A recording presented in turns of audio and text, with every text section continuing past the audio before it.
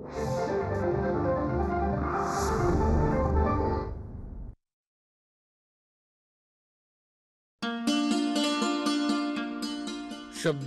वाटेवरती चल अक्षर अक्षर चालू, वाक्यांच्या अर्थामधले धडधडते अंतर खोलू, अर्थाच्या मागे दडल्या त्या सुखदुःखांना तोलू, कवितांच्या गोष्टी आणिक गोष्टींच्या कविता बोलू, शब्दांच्या वाटेवरती चल अक्षर अक्षर चालू.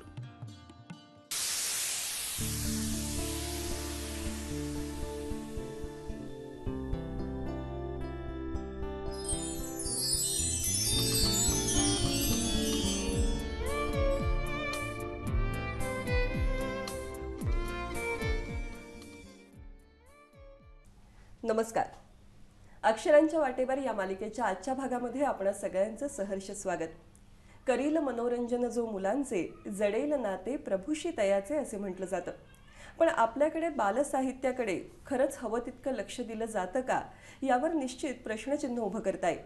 अशा परिस्थितीत मी मुलांसाठीच लिहिणार असं म्हणून त्यांच्यासाठी विपुल बालसाहित्य निर्माण केलेल्या लेखिका आज आपल्याबरोबर आहेत. खरं तर त्या प्राध्यापिका. राज्य शासनाचा आदर्श शिक्षक पुरस्कार त्यांना प्राप्त झालेला आणि त्यांचा विषय समाजशास्त्र. असं असतानाही त्या बालसाहित्याकडे वळल्या आणि आज मुलं त्यांच्या कविता आनंदाने वाचतायत, त्यांचा आनंद घेतायत, आस्वाद घेतायत, त्यातून नवं काही शिकतायतही.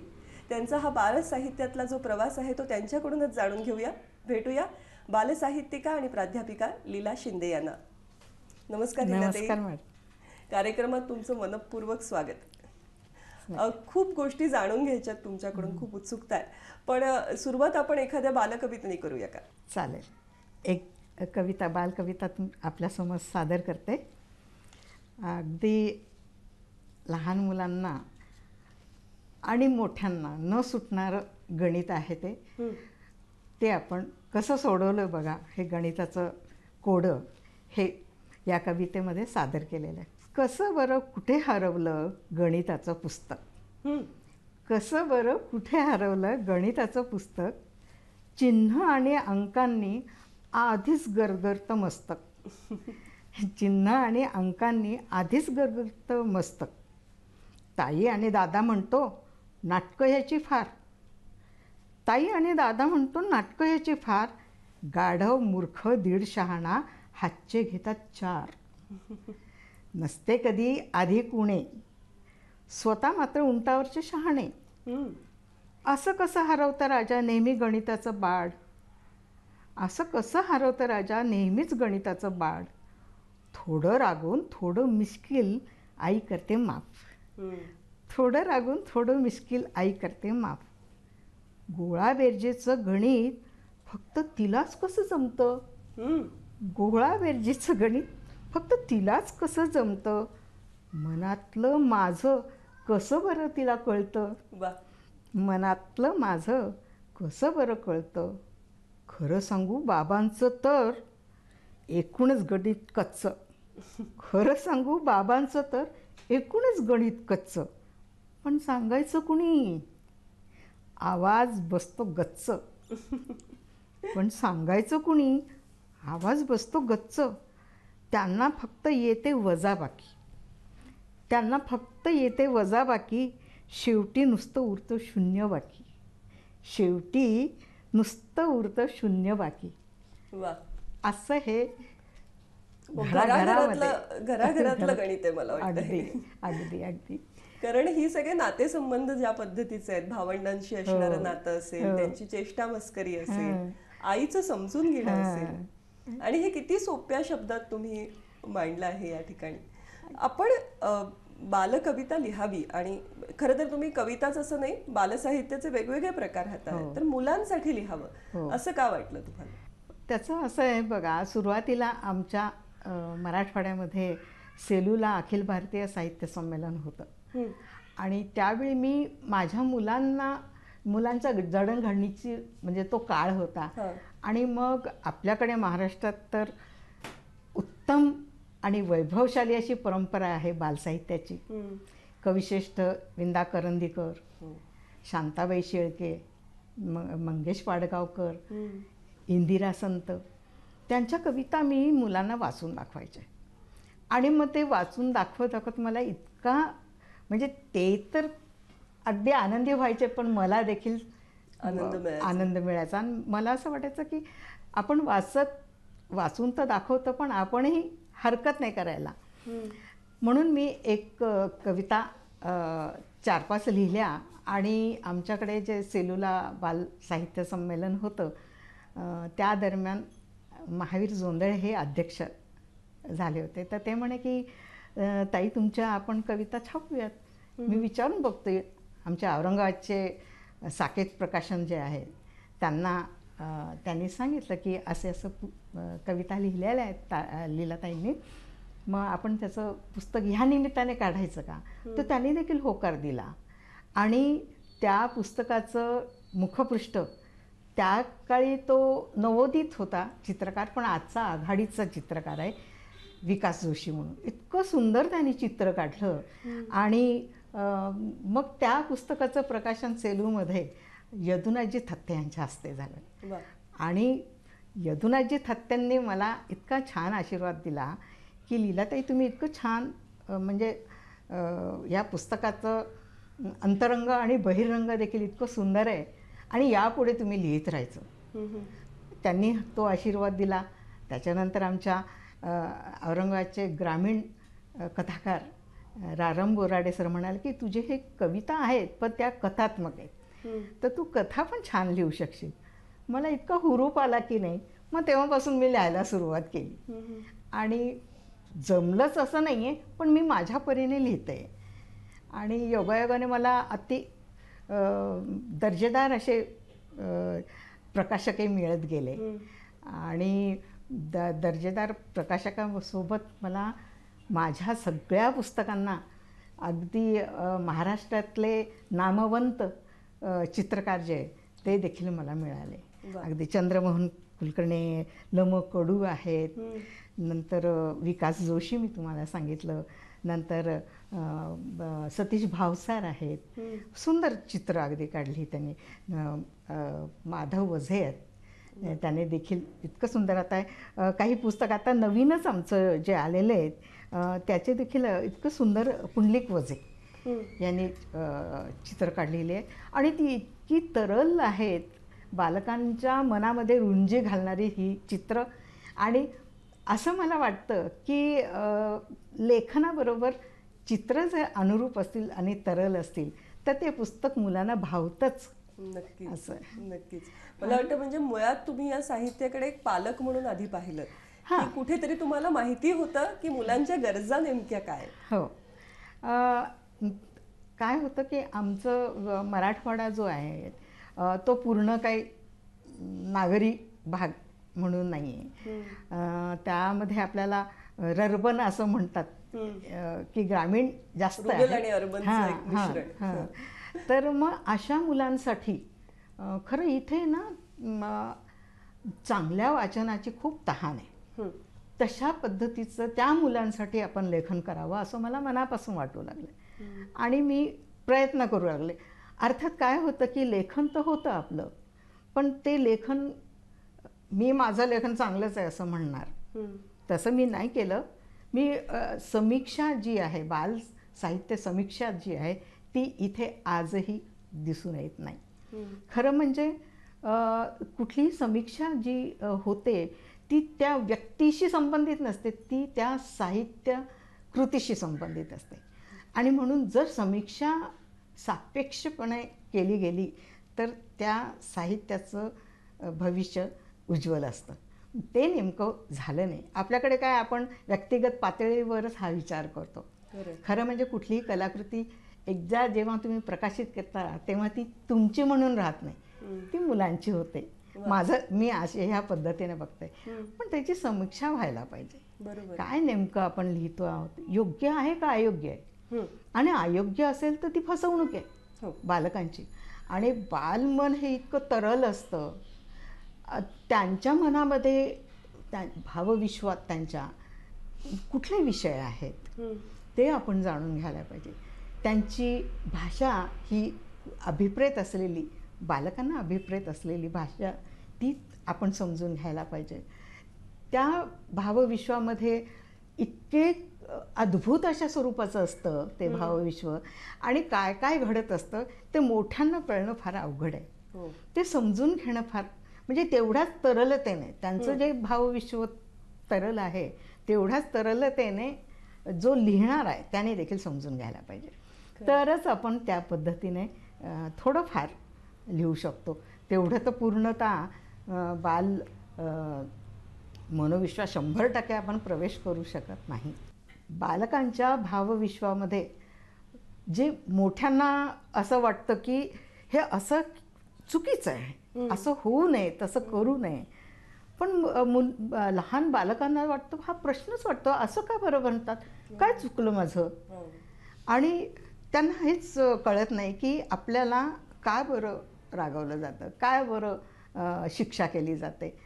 कारण ते त्या पद्धतीने बालकाचं भावविश्व समजूनच घेतलं जात नाही. कारण की तिथे काहीही चमत्कार घडू शकतात, कुठलीही अद्भुत गोष्ट घडू शकते.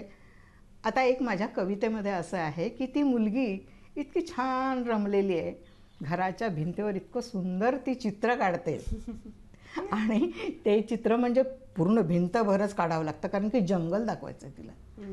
तर हिरवा खडू तो जो वापरते पूर्ण घर जंगल करून टाकते.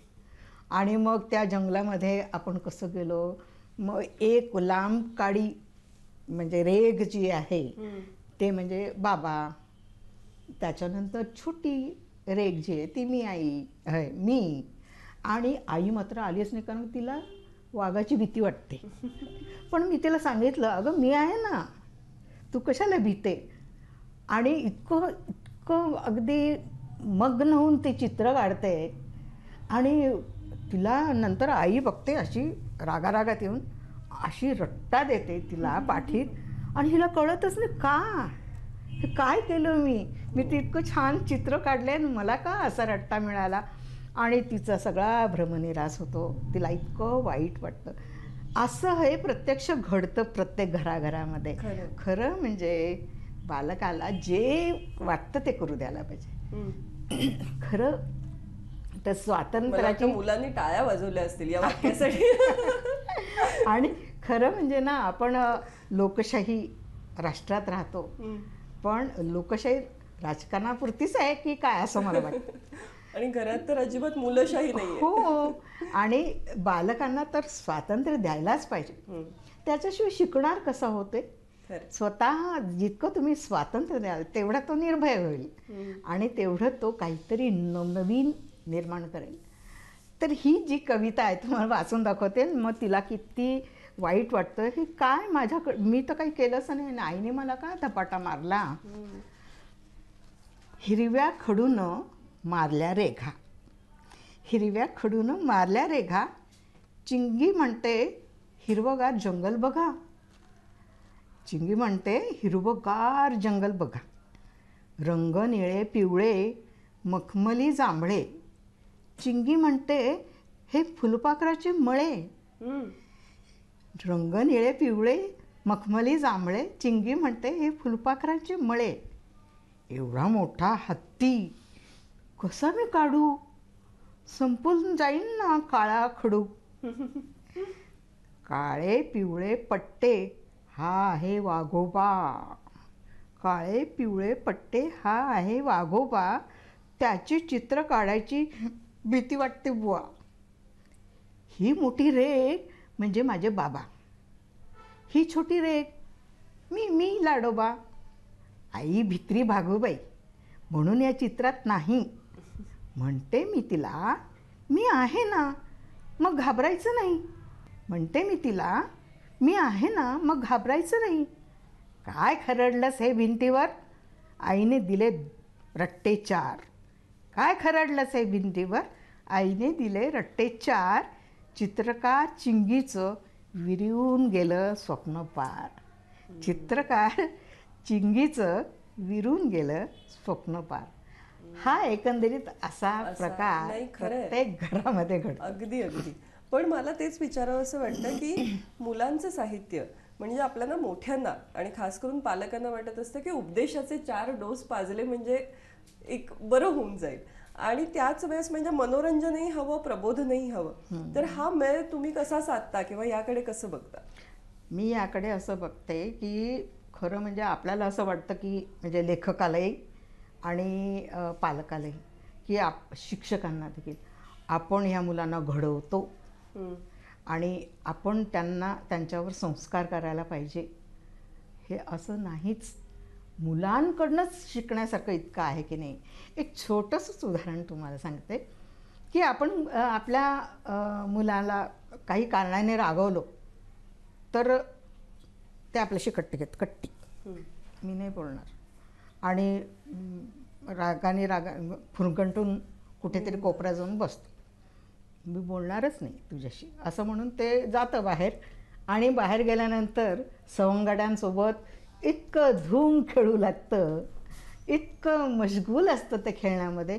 आणि मग खेळत खेळत बाहेरून घरी आलं की आईला मिठी मारतं.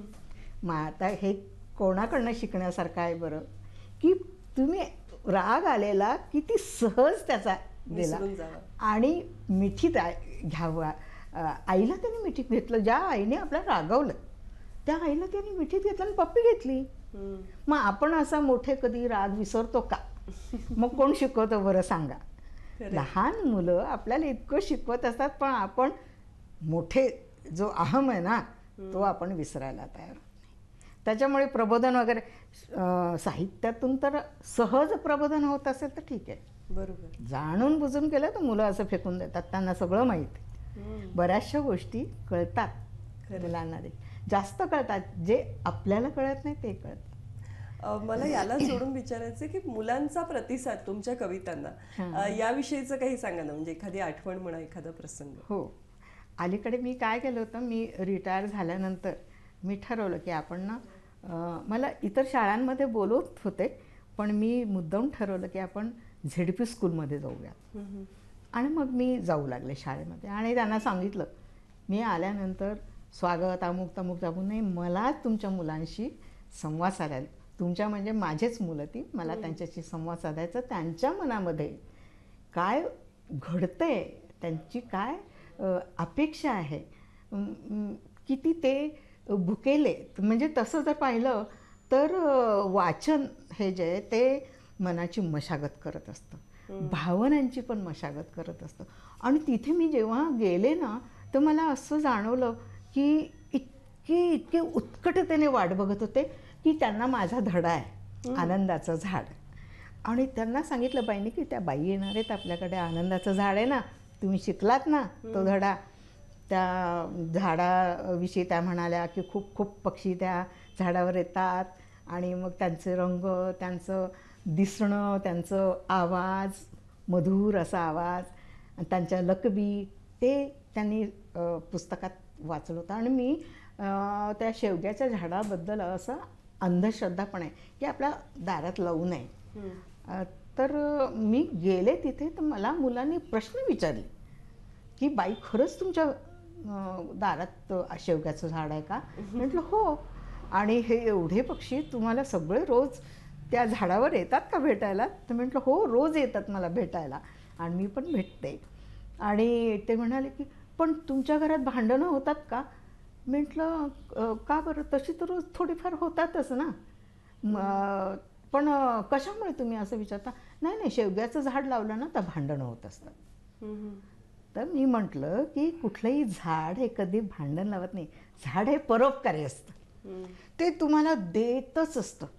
तुम्हाला फुलं देतं, पानं देतं, सुंदर झुळूक देतं, पक्ष्यांची मैफिल तिथे घडते, तुम्हाला फळं देतं. तुम्ही दगड मारला की तुम्हाला फळ देतं. म्हणजे कोण झाड कसे असतात? परोपकारी असतात. मग त्यांना इतकं आवडलं की नाही, मग ते अगदी तन्मयतेने ऐकत होते बरं का. आणि त्यांनी छोटे छोटे छोटे प्रश्न, इतके निरागस प्रश्न होते त्यांचे. त्या काय एका मुलीने तर नाट्यीकरण केलं माझ्या त्या धड्याच्या एका पॅरेग्राफचं आणि करून दाखवलं त्यांनी ते. एकीने तर माझी मुलाखत घेतली. म्हणजे खूप खूप म्हणजे त्यांच्यामध्ये इतकं अद्भुत अशा प्रकारची उत्कटता आहे समजून घ्यायची. मग ज्यांच्यामध्ये आहे ती उत्कटता ती त्यांच्यापर्यंत आपण पोहोचायला पाहिजे. तुला आवडतं म्हणून आणलं होतं बर्गर. तुला आवडतं म्हणून आणलं होतं बर्गर. आता कसं खाशील बरं? पोटात दुखतंय तर.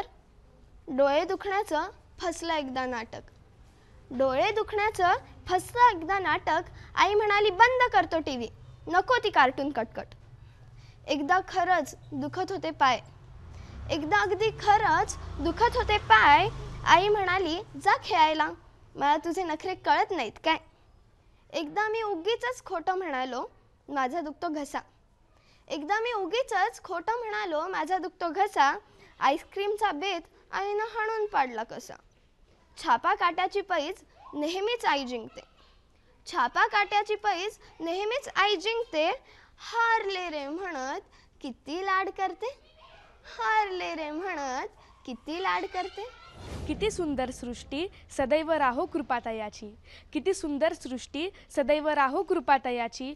सूर्यचंद्र आणि तारे आकाशी मित्र आपुले सारे. लपाछपीचा खेळ कसा खेळती पहा पहा रे. लपाछपीचा खेळ कसा खेळती पहा पहा रे. किती सुंदर सृष्टी ही आमुची सदैव राहो कृपातयाची. धरतीवरती नद्या वाहती हिरवी शेते अवखळ वारा सोबती. धरतीवरती नद्या वाहती हिरवी शेते अवखळ वारा सोबती. इंद्रधनुची वरात अवतरली धरतीवरती. किती सुंदर सृष्टी ही आमुची सदैव राहो कृपातयाची. खेळीमेळी मिळून सारे पशु पाखरे गुरे वासरे. आनंदाने बागडती माती मधुर सुरवरे. आनंदाने बागडती माती मधुर सुरवरे. किती सुंदर सृष्टी ही आमुची सदैव राहो कृपातयाची. किती सुंदर सृष्टी ही आमुची सदैव राहो कृपातयाची. सदैव राहो कृपातयाची.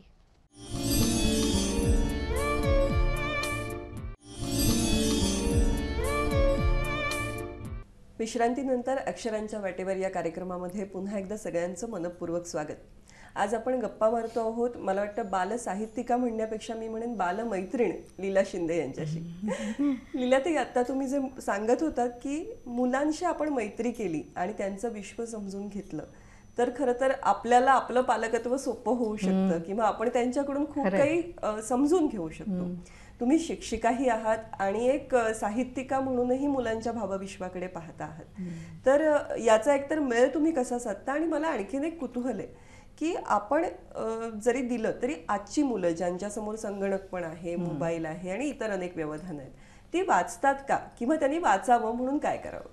तर हा जो प्रश्न आहे तो परत इथे आपल्याला भारतीय बालसाहित्याचा आणि बालकांचा विचार करायचा असेल तर आपल्याला स्तर करावे लागतात.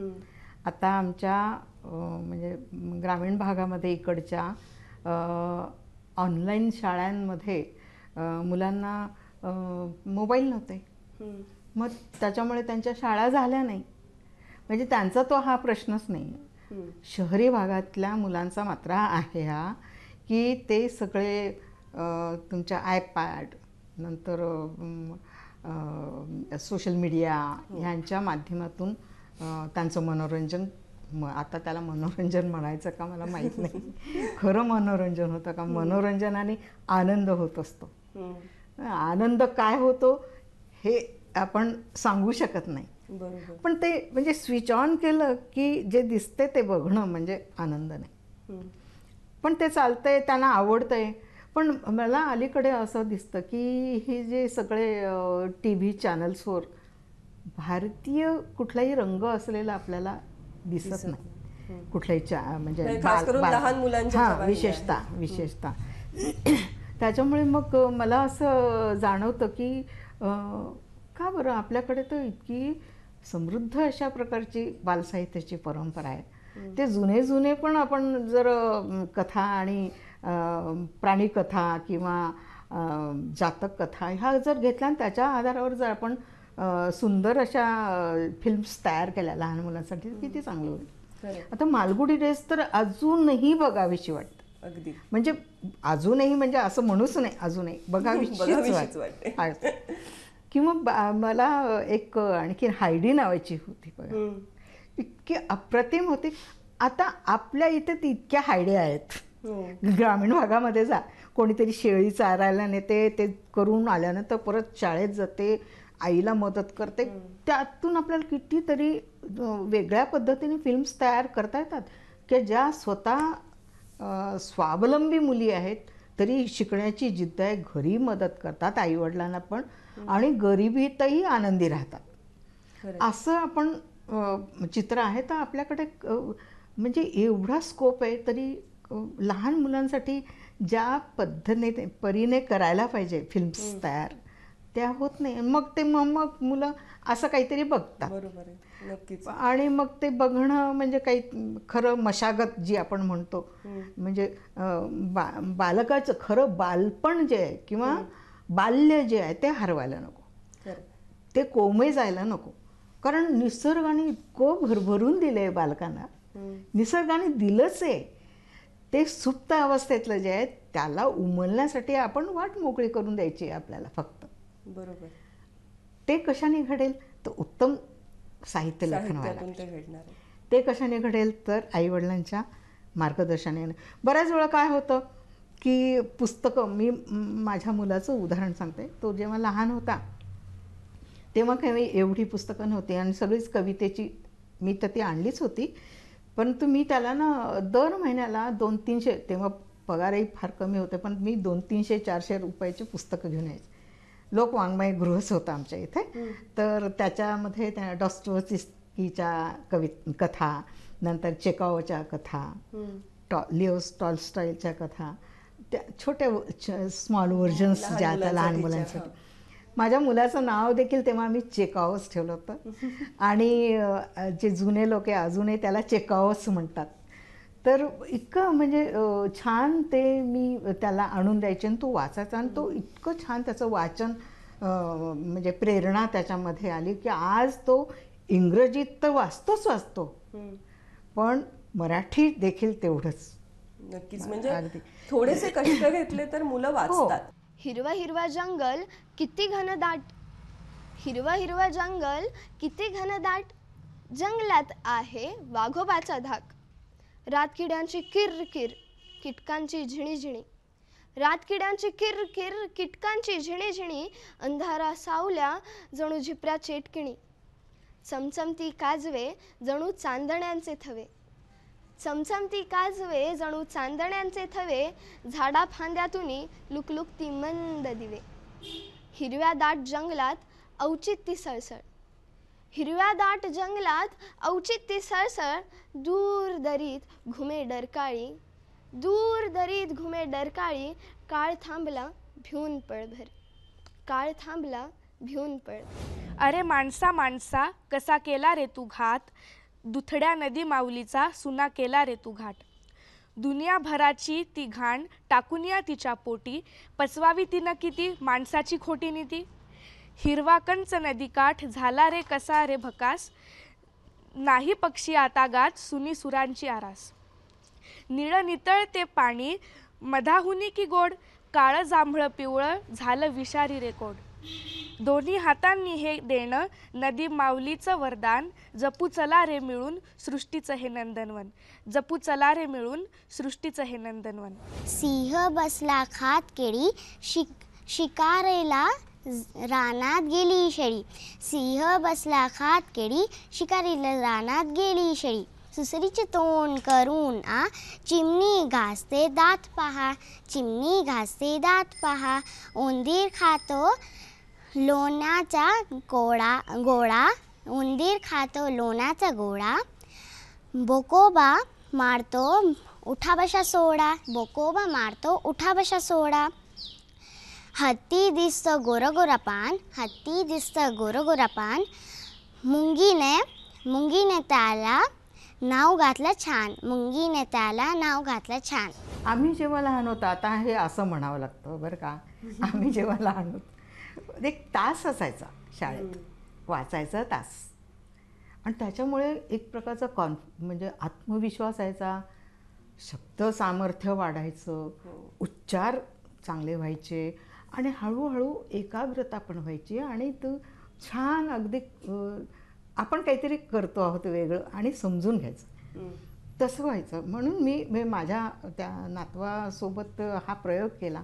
तर तो लहान होता तेव्हा, तर त्याला इतकं आवडायचं नाही. तू आज हे मला वाचून दाखव ना. म्हणजे वाचून दाखवलं ना मुलं आपोआप ऐकतात. मग ते हां, म्हणजे मराठीतलं का असे ना, आता तो मोठा झाला त्याच्यामुळे तो आता नाही म्हणतो, पण आणखीन मोठा झाल्यावर तो म्हणेल नाही मराठीत वाचणार. पण त्या लहान वयामध्ये त्यांना जर वाचून दाखवलं तर नक्कीच त्यांना ते आवडतं, अगदी आवडतं. आणि मला वाटतं तुमची सगळी पुस्तकं जी आहेत ती चित्रांनी सुद्धा इतकी देखणी आहेत. हो. तर मुलांना असं रंगीत छान काहीतरी दिसलं की आपोआप त्यांचं कुतूहल जागृत होतं आणि मुलं हातात घेतात ही पुस्तकं.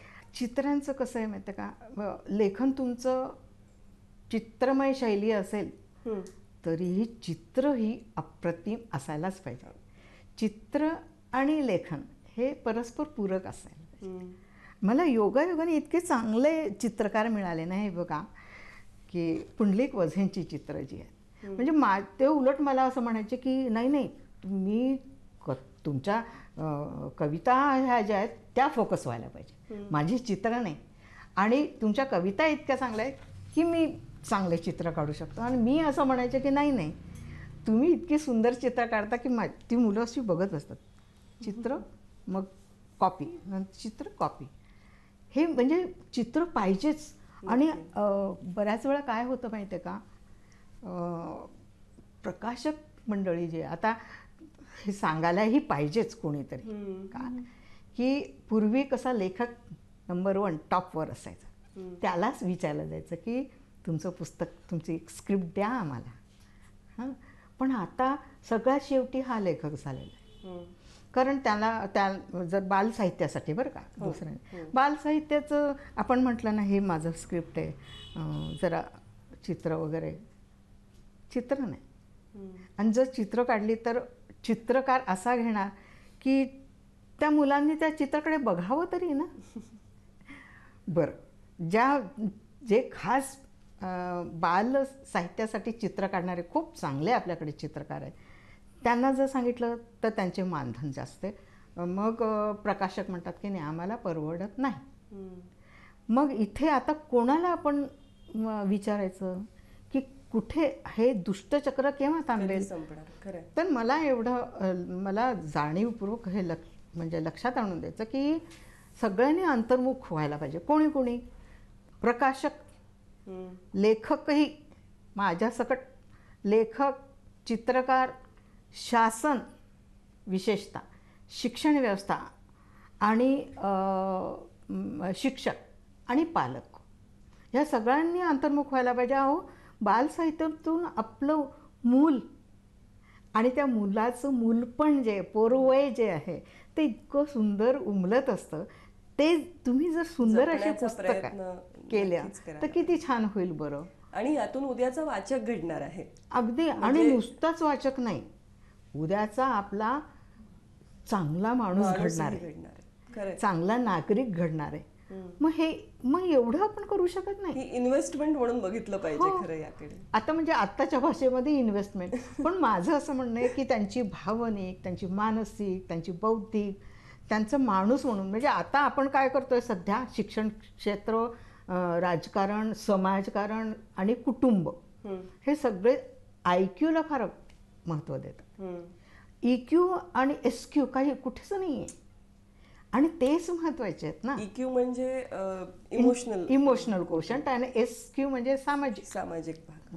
तोच नाही आहे आपल्याकडे आता. म्हणजे तो असा मोबाईल बघत असतो किंवा iPadमध्ये काय खेळत असेल, शेजारी कोण बसलेलं त्याच्याकडे काही लक्ष देत नाही. अरे किती दिवसानंतर आजी आलेली आहे किंवा मामा आलेला आहे, हे नको ना. रिलेशन, नाती जी आहे जोडायचं काम व्हायला पाहिजे ना. सोशल मीडिया अगदीच नाती जोडण्यासाठी सोशल मीडिया खूप चांगला आहे जर उपयोगात त्या पद्धतीने आणलं. पण आपल्याला माणसं जोडता यायला पाहिजे, माणसं तोडायची नाही. नक्कीच. मला वाटतं समाजशास्त्राचा तुमचा जो अभ्यास आहे त्याचाही कुठेतरी तुम्हाला हा विचार सगळा त्यातून विकसित होताना दिसतोय मला. मला याला जोडून तुमच्या आणखी एका पुस्तकाविषयी विचारायचंय. पण त्याच्या आधी मी एक सांगते तुम्हाला की आपण कलरफुल 4 कलरची पुस्तकं, आता हे मी स्वतःच हे केलेलं आहे. फोर कलर मुलांना आवडतं म्हणून ना. तुम्ही प्रकाशित केलेलं हो, म्हणजे मी प्रकाशित नाही केलं, मी चित्र काढून घेतली कारण की चित्राचे रेट फार आहे आणि का काढून आहे ते किती वेळ देतात, त्यांच्याही कलेला काही किंमत आहे आणि ज्याच्यावर त्यांचं पोट पण असेल. आणि केव्हा आपण ह्या सगळ्या कलांचं मोल करायला शिकणार, किती महत्त्वाच्या असतात त्या कला. तर हे तर फोर कलरचं आहे म्हणून तर अप्रतिम आहे, मुलांना आवडतंच, देखणंच झालं आहे. पण मला सगळ्यात जास्त आवडलेलं पुस्तक म्हणजे हिरवं हिरवं जंगल. त्याच्यामध्ये म्हणजे खरं चित्र सगळी ब्लॅक अँड व्हाईट आहे, पण ती चित्र पाहिल्यानंतर खरंच ती फिलिंग येते की ते अप्रतिम मांडणी आहे त्याची. आणि माझ्या कवितेला अगदी अनुरूप अशा प्रकारचे चित्र काढले. म्हणजे इतकी हा एक वेगळा पैलू आज तुम्ही अधोरेखित करताय की बालसाहित्यातले चित्रकार किती चित्रकार. म्हणजे इथे मी चित्र काढायला सांगितली म्हणून काढलेली नाही, ती मनापासून, ती मनापासून, अगदी मनापासून समर्पित होऊन त्यांनी चित्र, माझ्या कवितेला त्यांनी चित्र काढलेले नाही, त्यांनी मला चांगली चित्र काढायची आहे म्हणून त्यांनी चित्र काढलेले आहे. किती छान. आणि हे जे आहे ना, ह्या कला ज्या आहेत, या ललित कला सगळ्या इतक्या महत्त्वाच्या आहेत, त्या आपल्याला बालकांमध्ये रुजवायला पाहिजे. नक्कीच नक्कीच. तुम्ही जितक्या तळमळीने बालसाहित्याविषयी बोलता आहात त्यातूनच लक्षात येतं की तुम्ही इतक्या संख्येने जी पुस्तकं लिहिली, तितकं वैपुल्याने लिहिलं, त्यामागे ती तळमळ आहे प्रामुख्याने. मला तुमच्या दुसऱ्या एका पुस्तकाकडे सगळ्यांचंच लक्ष वेधून घ्यायचंय, ते म्हणजे आपल्याकडे शाहिरी परंपरा हा महाराष्ट्राचा एक भूषण असलेली परंपरा. पण या परंपरेत आधुनिक काळातही जे शाहीर झाले आणि ज्यांनी फार मोठी ऐतिहासिक कामगिरी केली, त्यामध्ये महिलाही आहेत याचं आम्हाला फारसं भान नाही. आणि ते भान तुमच्या ज्या पुस्तकाने आणून दिलं, तर त्या पुस्तकाविषयी सांगा. अनुसूयाबाई शिंदे ह्या पहिल्या महाराष्ट्रातल्या पहिल्या महिला शाहीर आहे. आणि मी त्या म्हणजे योगायोगाने काय झालं की फमुंच्या गावाजवळचे, आणि फमुंचा एकदा सत्कार केला तेव्हा त्यांनी स्वतः शाहिरी त्यांच्यासाठी म्हणून लिहिली होती. स्टेजवर जाऊन डोक्यावर पदर, डफली वाजवत इतकी सुंदर शाहिरी त्यांनी सादर केली की नाही. तेव्हा मी म्हटलं की हां असेल, मला वेळही नव्हता, मग त्यांच्याशी संवाद साधायला पण वेळ नव्हता. मग नंतर मला इतकं वाटू लागलं, 4 लोकांशी बोलणं झालं की त्या कोण, कशा. मग ते म्हणे क्रांतिसिंह नाना पाटील, त्यांची ती भाची आहे. ते तर आहेच आहे, पण त्यांचं स्वतःचं एक वेगळं वैभवशाली आणि अतिशय खडतर आणि समर्पित आयुष्य त्या जगलेल्या आहेत. की त्यांनी स्वातंत्र्य चळवळीत पण होत्या, त्या समाजवादी चळवळीतही होत्या. ते जिथे जिथे सामाजिक प्रश्न आहेत, समस्या आहेत, तिथे तिथे काँग्रेससोबत पण त्या गेल्या, पण त्या मरेपर्यंत स्टॉन्च कम्युनिस्ट होत्या. आणि इतकं शाहीर त्यांचं लिखाण जे आहे ते इतकं वैभवशाली असं आहे, पण माहीतच नाही लोकांना. तर मग मी म्हटलं की नाही, त्यांची आपण मुलाखतच घेऊया. तर चौफेर अशा प्रकारचं ते व्यक्तिमत्व आहे आणि ते असं दडलं गेलं होतं. ते मला वाटलं की नाही, अरे महिला म्हणून नाही, पण एक आपल्या समाजामध्ये एवढी म्हणजे ज्या शाहिरी कलेमध्ये किंवा त्या व्यवस्थेमध्ये महिलांना तेव्हा स्थान नव्हतं. कोणी स्टेजवर जाऊन शाहिरी गाऊ शकत नव्हत्या. तेव्हा त्या बाईंनी किती धडाडीची असेल बघा. आणि अनेक चळवळींमध्ये त्यांनी आणि सगळ्या त्या चळवळीत सहभागी होत्या, म्हणूनच त्यांनी ती इतकी उत्स्फूर्त अशी शाहिरी आणि ती देखील ज्याला आपण म्हणू एक प्रकारची राष्ट्रीय भावना, सामाजिक भावना प्रफुल्लित करणारी आणि एक त्यातून एक ही भावना, राष्ट्रप्रेमाची भावना त्यातून चेतवणारी अशी ही शाहिरी आहे त्यांची. आणि मग नंतर त्यांना इतक्या त्या देखण्या पण होत्या, पण सिनेमाच्या ऑफर होत्या, पण त्या गेल्या नाही. त्यांनी शेवटपर्यंत ह्याच क्षेत्रामध्ये सामाजिक कार्य केलं. राजकारणातही गेल्या नाही, म्हणजे कम्युनिस्ट पार्टीमध्ये होत्या पण कुठलंही पद वगैरे त्यांनी घेतलं नाही आणि शेवटपर्यंत तेवढ्या त्या प्रामाणिक राहिल्या. वा. आणि मग मला असं वाटलं की अरे एवढी मोठी थोर बाई, इतकं म्हणजे तिचे सामाजिक विचार हे जे आहेत की ज्यांनी प्रबोधन घडवलं, म्हणजे काळ तो प्रतिकूल होता तरीही म्हणजे आपल्या चळवळीमध्ये, राष्ट्रीय चळवळीमध्ये त्या पुरुषाचा वेश धारण करून जिथे आपले सैनिक किंवा राजकीय नेते असायचे, म्हणजे अंडरग्राऊंड भूमिगत असायचे, तिथे जाऊन त्या कधी जेव्हा शौर्य तर फारच होतं, म्हणूनच शाहिरी त्यांना सुचली. म्हणजे रसद पुरवणं किंवा काही माहिती देणं इतकी सोपी गोष्ट आहे का त्या काळात, तर म्हणजे जीवावरती पण ते केलेले त्या बाईंनी. आणि ते पुस्तक लिहिलं. पण आता आपल्याकडे कसं आहे की एक तर ग्रंथालय चळवळ नाही, वितरण होत नाही, लोक उघडून बघत नाही. आपण पानभर उघडून पाहिलं, वाचलं तर कळतं ना की काय आहे. पण अशा एका काय म्हणूया थोडं ज्याकडे दुर्लक्ष झालं आहे अशा थोर व्यक्तिमत्वाला तुम्ही या पुस्तकाच्या निमित्ताने पुन्हा उजेडात आणलं. ही फारच खरंच आम्हाला असं वाटतं आहे की आता हे पुस्तक वाचलं पाहिजे, तर या बाईची कहाणी आपल्याला कळेल आणि किती एक वेगळं व्यक्तिमत्व या भूमीत होऊन गेलं.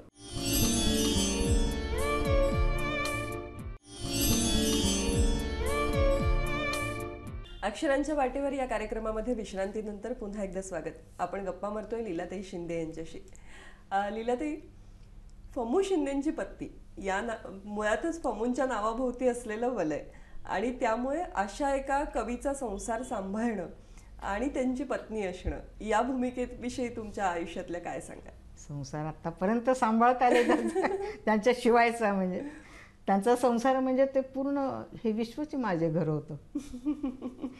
म्हणजे आमचा तिघांचा संसार म्हटलं तर चालेल, कारण इतके लोकप्रिय पण होते ते आणि त्यांना माणसांची फार आवड. आता कसं आहे, कोणालाही असं बंधनात ठेवलं तर कसं चालेल, ज्याला आवडतं 4 लोकांमध्ये. पण एवढं मात्र झालं की मी मग बंदिस्त झाले. एक तर कॉलेज, माझी मुलगी ना, तिला छत्रपती अवॉर्ड आहे. हां, आणि ती क्रिकेटची फार चांगली अष्टपैलू खेळाडू होती. मग तिचं पण बघणं. माझा मुलगा हा ज्याला आपण म्हणू बघा क्विज मास्टर होता. हां, तर त्यांच्या काही अपेक्षा नव्हत्या बरं का, पण ते 5 वाजता तिला उठून ग्राउंडवर जाणं, ह्याचा अभ्यास, ते सगळ्यांनी आपापलं केलेलं आहे. तुमची नोकरी आणि माझी नोकरी, आणि माझी नोकरी देखील मी सांगते ना की मी अशा कॉलेजमध्ये म्हणजे मी निवडलं, म्हणजे ते की जिथे आदिवासी मुलं आहेत, ग्रामीण भागातली मुलं, झोपडपट्टीची. तिथे मला चॅलेंज होतं सगळं की म्हणजे माझी गुजराती भाषा असून मी मराठी शिकवते, पण ही मराठी प्रमाण भाषा त्यांना माहीत नाही, म्हणून मला आधी त्यांच्या थोड्याशा सोप्या भाषेमध्ये माझा विषय सांगावा लागला. आधीच समाजशास्त्राविषयी इतके गैरसमज, काय शिकायचं आहे, काय विषय काय शिकवतात ते, कुटुंब संस्था, विवाह संस्था आहे, धर्मसंस्था, काय शिकायचं आहे का त्यात, शिकवण्यासारखं काय आहे. पण विचारलं आपण की काय हो कुटुंब संस्था, तर काही सांगता येत नाही. किती मूलभूत संस्था आहे पण माहीत नाही. तर मला आधी तिथे हा असा प्रयोग करावा लागला. पण मुलं इतकी हुशार असतात की नाही, फक्त भाषा येत नाही. पण मग भाषा येत नाही म्हणून ते त्यांना आपण न्यूनगंड त्यांच्यामध्ये निर्माण करायचा का. त्यांच्यामध्ये ज्या आहेत गोष्टी त्या समजून घेऊन त्याला कशी प्रेरणा मिळेल हे बघायला पाहिजे. प्रमाण भाषा म्हणजे सगळी श्रेष्ठ भाषा नाही, बोलीभाषा ही महत्त्वाची आहे, नंतर मातृभाषा ही महत्त्वाची आहे. ह्या सगळ्या भाषा भगिनी आहेत आणि त्या सगळ्या जर जोपासल्या गेल्या त्यांचा भगिनी भाव, तर भाषेची समृद्धी वाढणार आहे. हे तुमचे विचार खरंच खूप वेगळे आहेत आणि मला वाटतं फार गरजेचे आणि फार महत्त्वाचे आहेत.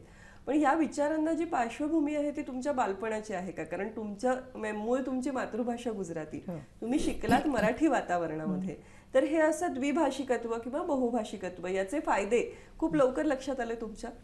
ते लहान वयात काय लक्षात येणार. पण एवढं मात्र आहे की म्हणजे माझे आई वडील म्हणजे कच्छमधले, गुजरातच्या पलीकडे आणखीन मी, पण ती पोटा पाण्यासाठी ते इकडे आले महाराष्ट्रात.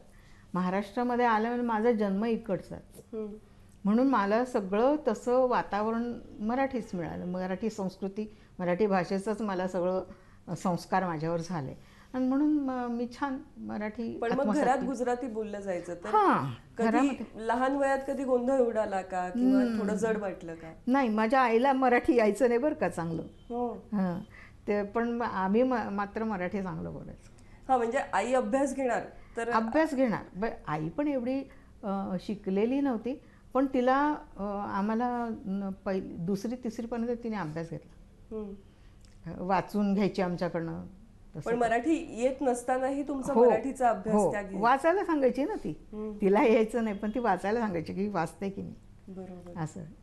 आणि घरामध्ये वातावरण आमचं तसं शिक्षणाला प्रोत्साहन मिळावं असंच होतं. माझे वडील ते देखील आमच्याकडे तेव्हा त्या काळात जन्मभूमी हे मासिक हे वृत्तपत्र यायचं, ते वडील पूर्ण वाचायचे दिवसभर. आणि इतरही सगळे गांधीवादी विचारसरणीचे आमच्याकडे होते. लहानपणी मी सुतकताई केलेली आहे. लहानपणी आम्ही खादीचेच कपडे घालायचो. हे सगळं आता वातावरण इतकं बदललं, पण तरी अजून चॉईस ही विणकर जे आहेत त्यांचेच कपडे मी घालते. जे स्वतः एक वैचारिक वातावरण घरामध्ये तुम्हाला होतच सहजपणे. आणि विचारांनी पण मला ना कणव जी आहे, मला उगीच असं काही हे नाही. मला कधी कुठल्याही गोष्टीची हाव कधी वाटली नाही. हे पाहिजे ते पाहिजे ते कधीच नाही वाटलं.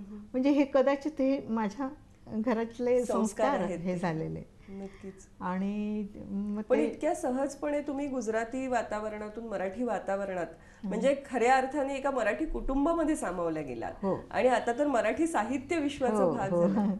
म्हणजे आणखीन विशेष म्हणजे फमू हे ग्रामीण भागातले, त्यांची भाषा मला सुरुवातीला काहीच कळायची नाही.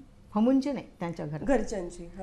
फमूंचं मला फार आश्चर्य वाटतं आणि कुतूहल हे कौतुकही वाटतं की इतकी छान त्यांचे उच्चार बघा मराठीचे. नाहीतर आमच्या आत्ताचे जर प्राध्यापक पाहिले ना मराठा किंवा ग्रामीण भागातले, तर त्यांचे उच्चार म्हणजे मला काय वाटतं, आता मी नाही का शिकले, जर आपल्याला आपण शिक्षण क्षेत्रात आहोत तर तुम्हाला चांगलं उच्चार पण यायला पाहिजे. तर हे उच्चार स्पष्ट नसतात. म्हणजे मला हरकत नाही, म्हणजे एखाद्या वेळेस एखादी नाही जमलं, कारण की शेवटी जीभ वळणी पडलेली असते भाषा आपली, तर एखादं चुकलं तर हरकत नाही. पण त्याकडे कटाक्षाने मेहनत करायला पाहिजे. मेहनत करायला पाहिजे. तसे शिक्षक मिळाले. आता फमूनं अतिशय उत्तम बालवयापासून बाल शिक्षणापासून अगदी PG पर्यंत उत्तम शिक्षक मिळाले. तसंच माझंही झालं. मला देखील खूप चांगले शिक्षक मिळाले. मी म्हटलं ना, मी जेव्हा महाविद्यालयात होते तेव्हा माझं म्हणजे विभाग कुठल्या विभागात आहात असं विचारलं जातं, तर मी ह्युमॅनिटीज म्हणायचे, कारण की माझं इंग्लिश आणि हिंदी होतं. त्याचा मला फायदा झाला हे लिखाण करताना. मला जगप्रसिद्ध लेखक जे जोगेंद्र पॉल हे आम्हाला शिकवायला होतं. इंग्लिश ऑप्शनल होतं माझं. नंतर भालचंद्र नेमाडे सर माझे गुरुवर्य आहेत, त्यांनी शिकवलेलं आहे. नंतर श्रीकांत तांबे म्हणून होते माझे सर, त्यांनी इतकं सुंदर शिकवलेलं ना. मिसेस पॉल, मिसेस मूर्ती, त्यांनी मला घडवलं. म्हणजे मला निदान काय इंग्रजी वाङ्मय आणि त्याचा पाया काय हे मला कळलं. मी पुढे गेले नाही त्याच्या. आणि हिंदीतही मला उत्तम शिक्षक मिळाले. आणि त्याच्यामुळे ते इंग्रजी आणि हिंदी वाङ्मय देखील काय आहे समृद्ध, महादेवी वर्मांचं किंवा इतर निराला वगैरे, त्यावेळी म्हणजे एवढं नाही, पण म्हणजे आत्ता असं वाटतं की ते वाचावं आपण, इतकं सुंदर वाङ्मय आहे ते. तर ती एक ह्युमॅनिटीजमुळे मला लेखनात बाल वाङ्मय लेखन करायला मला फायदा झाला. नक्कीच. आणि मला वाटतं हे किती प्रेरणादायी आहे आमच्यासाठी ऐकणं, कारण एकतर तुमचे विचार हे खूप वेगळे आहेत आणि अतिशय ठाम आणि स्पष्ट आहेत. म्हणजे जसं मुलांवरती संस्कार करण्याविषयीचे तुमचे विचार असतील किंवा आता तुम्ही ज्या पद्धतीने सांगता आहात आणि तुम्ही स्वतःच्या मुलांना ज्या पद्धतीने घडवलं, तुम्ही म्हणालात तसं फमू व्यस्त असताना संसाराचा भारही, आणि हा तुम्ही फार काय म्हणतो एक सहज स्वीकार या सगळ्यामध्ये आहे. तर खूप छान वाटतंय तुमच्याशी गप्पा मारताना. आणि तुमचं लेखन आणखीन आम्हाला काय वाचायला मिळणार आहे? काय आगामी संकल्प? आगामी चाललेलंच असतं काहीतरी, म्हणजे मला सुचतं तसं मी करते. तर आता जस्ट आलेले आहेत हे कविता संग्रह, आता कथासंग्रह तयार होतोय. आणि तर कोरोना काळातले जे अनुभव आहेत ना लहान मुलांचे, त्याच्यावरच्या कथा आहेत. अरे वा. की काय म्हणजे त्या काळामध्ये आपल्या मोठ्यांच्या मनामध्ये काय उलथापालथ होत होती भावनिक, ती आपण एकमेकांना सांगू शकतो. पण लहान मुलं ही कोणाला सांगणार? आई वडिलांना किती वेळ, म्हणजे बंदिस्त असताना तुम्ही घरामध्ये, मूल म्हटलं की शाळा, मूल म्हटलं की क्रीडांगण, मूल म्हटलं की सवंगडी, मूल म्हटलं की हुंदडणं, हे सगळं उत्स्फूर्त व्हायला पाहिजे. तेच आपण करून, हां, मग तेव्हा त्यांची मनस्थिती काय होत असेल? तर ती जी मनस्थिती आहे ती माझ्या त्या कथांमधनं मी व्यक्त केलेली आहे. आणि त्यातूनही, अशा मनस्थितीतूनही ती मुलं कशी इतरांना मदतीला आलेली आहेत, अशा कथा आम्ही लिहिलेल्या. नक्कीच. मला वाटतं वाचक म्हणून आम्ही या पुस्तकाची अगदी आतुरतेने वाट पाहू. आणि तुम्ही आज इतक्या मनमोकळ्या गप्पा मारल्यात त्याबद्दल मनपूर्वक आभार व्यक्त करते.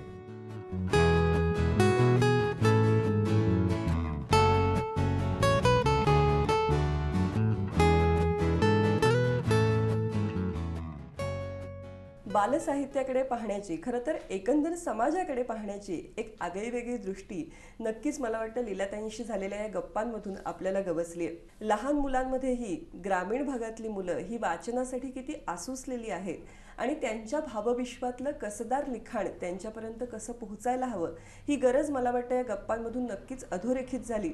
आणि त्याचबरोबर शहरी मुलांना पालकांनी वाचनाची गोडी लावण्यासाठी खास प्रयत्न केले पाहिजेत हेही लक्षात आलं. साहित्य विश्वातली अशीच काही आगळीवेगळी पुस्तकं, लेखक तुमच्या भेटीला घेऊन येण्याचा प्रयत्न आम्ही नेहमीच या कार्यक्रमातून करतो. तेव्हा पाहायला विसरू नका अक्षरांच्या वाटेवर या कार्यक्रमाचा पुढील भाग. धन्यवाद.